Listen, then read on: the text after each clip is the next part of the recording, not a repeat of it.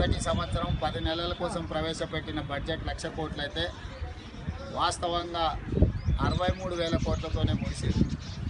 రెండవ సంవత్సరం 1,15,000 కోట్లతోని ప్రవేశపెడితే 75,000 కోట్లలో ముగిసిపోయింది. మూడవ బడ్జెట్ 1,35,000 కోట్లతో ప్రవేశపెడితే అది 90,000 కోట్ల దగ్గరనే ఆగిపోయే పరిస్థితులు ఉన్నాయి. ఈనాడు 1,50,000 కోట్ల ప్రవేశపెట్టబోవచ్చు అని పత్రికలలో రాస్తున్నారు. నేను ముఖ్యమంత్రి గారికి ఒకటే విజ్ఞప్తి చేస్తున్నాను, డాంబికాలు ఎందుకు, ఆడంబరాలు ఎందుకు, అబద్ధాలు ఎందుకు? ఎందుకంటే వాస్తవంగా వచ్చే ఆదాయాన్ని బట్టి ఖర్చులు పెడతారు. ఆదాయాన్ని నువ్వు సృష్టించలేవు, ఉన్నది తెగనమ్మాలనేది నీ ఆలోచన.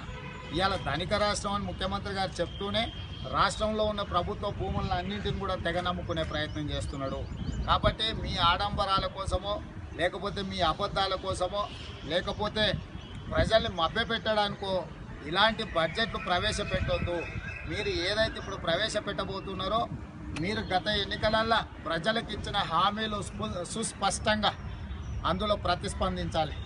ఎందుకంటే డబుల్ బెడ్రూమ్ ఇండ్లు, దళితులకు 3 ఎకరాలు, గిరిజనులకు 3 ఎకరాలు, fee reimbursement, KG to PG ఉచిత నిర్బంధ విద్య, అదేవిధంగా ప్రతి నియోజకవర్గానికి 100 పడకల ఆసుపత్రి, ప్రతి మండలానికి 30 పడకల ఆసుపత్రి, అదేవిధంగా రైతుల రుణమాఫీ.